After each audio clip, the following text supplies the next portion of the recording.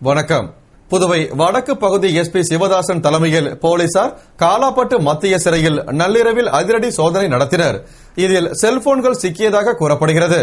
புதுவை முத்தியால்பேட்டையை சேர்ந்த ரவுடி அன்பு ரஜினி வீட்டில் மர்ம ஆசாமிகள் வெடிகுண்டு வீசிவிட்டு தலைமறைவானதை அடுத்து வழக்கு பதிவு செய்து வந்த போலீசார் எந்த துப்பும் கிடைக்காத நிலையில் வடக்கு பகுதி எஸ்பி சிவதாசன் தலைமையில் இன்ஸ்பெக்டர்கள் அங்கப்பன், ரகுநாயகம், ரங்கநாதன், பாஸ்கரதாஸ், சப் இன்ஸ்பெக்டர்கள், சிறப்பு அதிரடிப்படை போலீசார், 50 IRP போலீசார் உட்பட 100 போலீசார் நள்ளிரவில் காலாப்பட்டு மத்திய சிறைச்சாலைக்கு சென்று விசாரணை கைதிகள், ஆயுள் தண்டனை கைதிகள் மற்றும் அவர்கள் தங்கியிருக்கும் அறைகளில் அதிரடி சோதனை நடத்தினர். இதனால் கைதிகள் அதிர்ச்சி அடைந்தனர். இந்த சோதனையில் அங்கு மறைத்து வைக்கப்பட்டிருந்த செல்போன்கள், சிம் கார்டுகள் மற்றும் சார்ஜர்கள் சிக்கியதாக கூறப்படுகிறது. இதனைத் தொடர்ந்து முத்தியால்பேட்டை காவல் நிலையத்திற்கு உட்பட்ட பகுதிகளில் உள்ள ரவுடிகளின் வீடுகளிலும் அதிரடி சோதனை நடத்தினர். புதுவை சாலை போக்குவரத்து கழக ஊழியர் கட்டணப்படி குறைக்கப்பட்டதால் பேருந்துகளை இயக்காமல் போராட்டத்தில் ஈடுபட்டனர். இதனால் பயணிகள் மிகவும் சிரமப்பட்டனர்.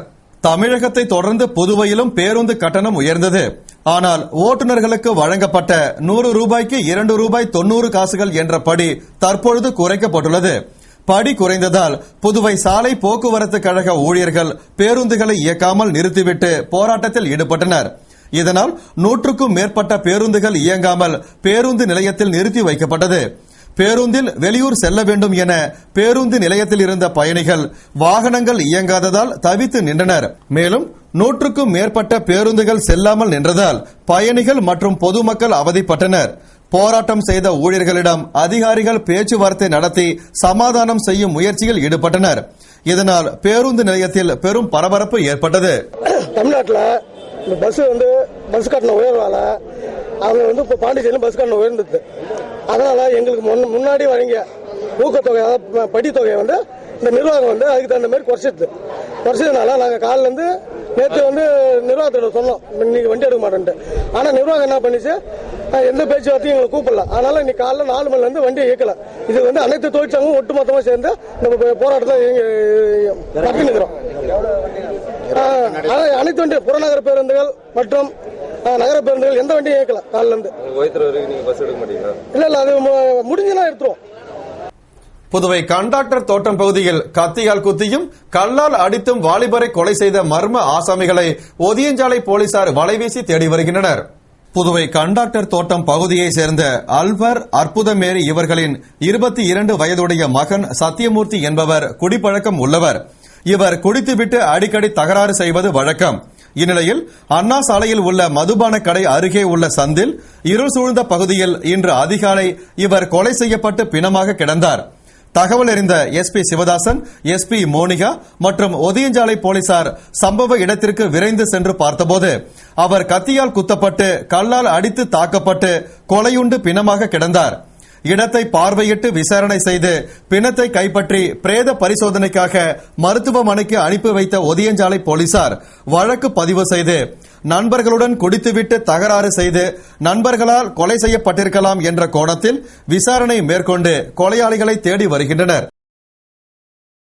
புதுவை அந்தோனியார் மகாலில் உணவே மருந்து என்ற தாரக மந்திரத்தை சொல்லிக் கொடுத்த HR பாஸ்கரின் உரை நிகழ்ச்சியை முன்னாள் நகரமன்ற துணைத் தலைவர் திரு ஜான்குமார் தலைமையேற்று துவக்கி வைத்தார். புதுவை கடலூர் சாலை அந்தோனியார் மகாலில் உணவே மருந்து என்ற தாரக மந்திரத்தை சொல்லிக் கொடுத்த HR பாஸ்கரின் உரை நிகழ்ச்சி நடைபெற்றது. ஏற்கனவே இருமுறை முன்னாள் நகரமன்ற துணைத் தலைவர் ஜான்குமாரின் ஏற்பாட்டில் நடந்த HR பாஸ்கர் உரை நிகழ்ச்சியில் ஆயிரக்கணக்கான மக்கள் கலந்து கொண்டு பயனடைந்தனர். அவர்களின் வேண்டுகோளுக்கிணங்க 3வது முறையாக ஏற்பாடு செய்யப்பட்ட நிகழ்ச்சியினை முன்னாள் நகரமன்ற துணைத் தலைவர் ஜான்குமார் தலைமையேற்று துவக்கி வைத்தார். இதில் 1000க்கும் மேற்பட்டோர் கலந்து கொண்டு உணவே மருந்து என்ற HR பாஸ்கரின் உரையை கேட்டும் செயல்முறையுடன் பார்த்தும் பயனடைந்தனர். கலந்து கொண்ட அனைவருக்கும் உணவே மருந்து என்ற முறைப்படி அறுசுவையுடன் கூடிய மதிய உணவு வழங்கப்பட்டது. காமராஜர் நகர் தொகுதியில் நடைபெற்ற மக்கள் குறை கேட்கும் கூட்டத்தில் கலந்து கொண்ட தொகுதியின் சட்டமன்ற உறுப்பினரும் முன்னாள் முதல்வருமான திரு வைத்தியலிங்கம் குறைகளை தீர்த்து வைக்க நடவடிக்கை எடுப்பதாக கூறினார். புதுவை மாநிலம் காமராஜர் நகர் தொகுதிக்கு உட்பட்ட ரெயின்போ நகரில் ரெயின்போ நகர் நலவாழ்வு சங்கம் சார்பில் மக்கள் குறை கேட்கும் கூட்டம் நடைபெற்றது. கூட்டத்தில் தொகுதியின் சட்டமன்ற உறுப்பினரும் முன்னாள் முதல்வரும் எதிர்க்கட்சி தலைவருமான திரு வைத்தியலிங்கம் கலந்து கொண்டு அப்பகுதி பொதுமக்கள் குறைகளை கேட்டறிந்தார். அப்போது ரெயின்போ நகர் பகுதியில் கனமழையால் சாலைகள் சேதம் அடைந்துள்ளது. அதனை போர்க்கால அடிப்படையில் அமைத்து தர வேண்டும், கழிவுநீர் வாய்க்கால் உள்ளிட்ட வசதிகளை செய்து தர வேண்டும் என்பன உள்பட பல்வேறு கோரிக்கைகளை முன்வைத்தனர். அதனை கேட்டுக்கொண்ட சட்டமன்ற உறுப்பினர் திரு வைத்தியலிங்கம் தகுந்த நடவடிக்கை எடுக்கப்படும் என்று கூறினார்.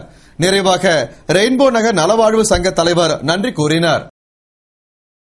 புதுவை ஒசுடு தொகுதிக்கு உட்பட்ட கோபாலன் கடைப்பேட் பகுதியில் கருமாதி கொட்டகை மற்றும் சிமெண்ட் சாலை அமைக்கும் பணிக்கான பூமி பூஜையினை தொகுதியின் சட்டமன்ற உறுப்பினரும் குடிசை மாற்று வாரிய தலைவருமான திரு கார்த்திகேயன் துவக்கி வைத்தார்.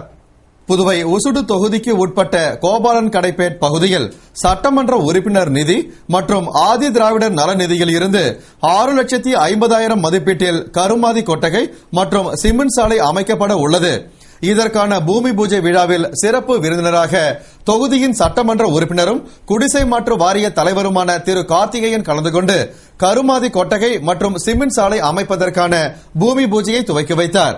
நிகழ்ச்சியில் வில்லியனூர் கொம்யூன் பஞ்சாயத்து ஆணையர் சீதாராமன், துணை பொறியாளர் ராமநாதன், இளநிலை பொறியாளர் பாலமுருகன், என்ஆர் காங்கிரஸ் பிரமுகர் தாமோதரன் உள்பட ஊர் முக்கிய பிரமுகர்கள், இளைஞர்கள் பலர் கலந்து கொண்டனர். புதுவை அரியாங்குப்பத்தில் காமராஜர் கல்வீடு கட்டும் திட்டத்தின் கீழ் பயனாளிகளுக்கு உதவித்தொகையினை சபாநாயகர் சபாபதி வழங்கினார்.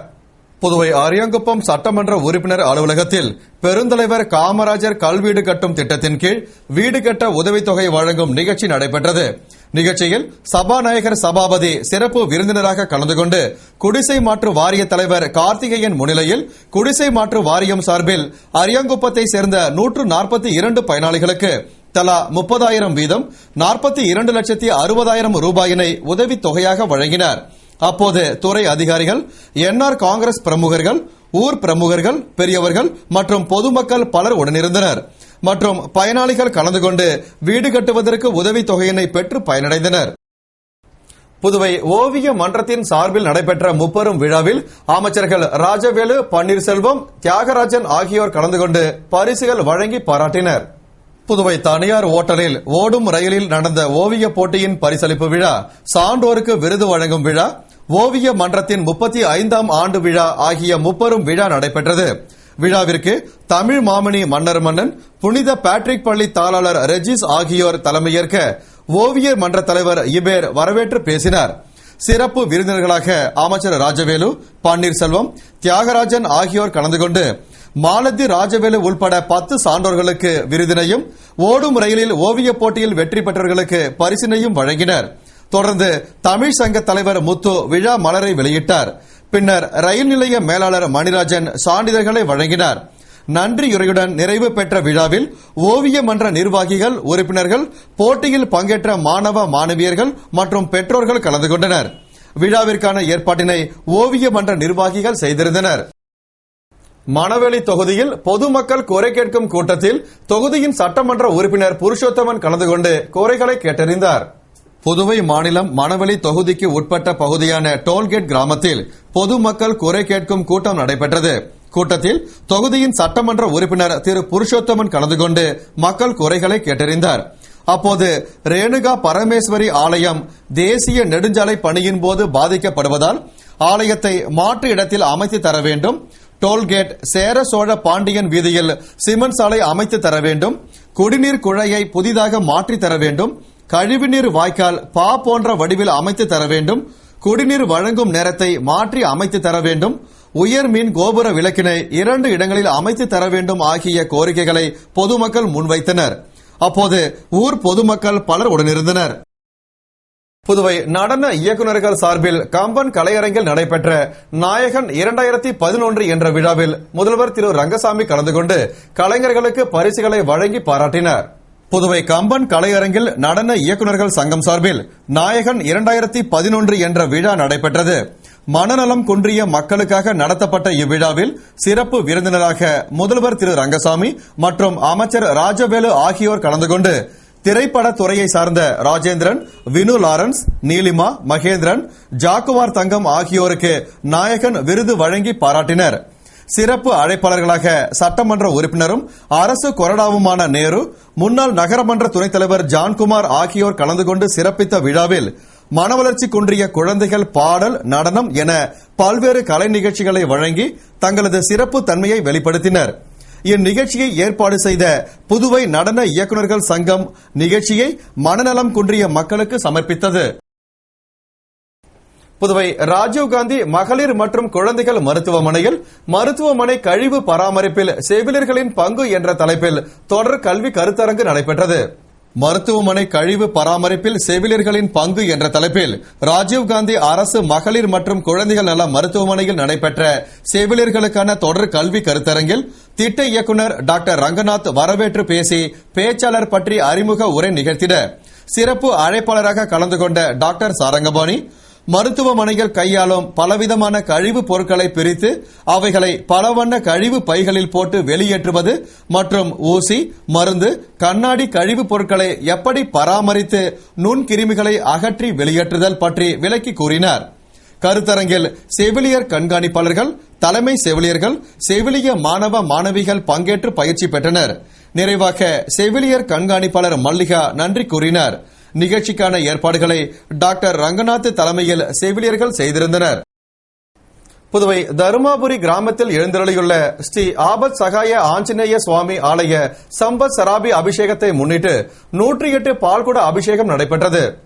புதுவை உழவர்கரை நகராட்சி தருமாபுரி கிராமத்தில் எழுந்தருளியுள்ள ஸ்ரீ ஆபத் சகாய ஆஞ்சநேய சுவாமி ஆலயத்தில் வருடாபிஷேகம் எனப்படும் சம்பத் சராபிஷேகத்தை முன்னிட்டு பால்குட அபிஷேகம் நடைபெற்றது. இதற்காக முன்னதாக ஆலயத்தில் விநாயகர் வழிபாடு, அனுக்ஞை, புண்ணியாக வாசனம், அக்னி பிரதிஷ்டை, அனுமன் மூலமந்திரம், கணபதி ஹோமம், ராம மந்திர ஹோமம், அனுமன் மூலமந்திர ஹோமம் போன்ற வழிபாடுகள் நடத்தப்பட்டு அருள்மிகு அங்காளம்மன் கோவிலில் இருந்து மணக்குள விநாயகர் கோவில் யானை முன்னே வர பின்னே பால்குடம் ஏந்திய பக்தர்கள் ஊர்வலமாக வந்தனர்.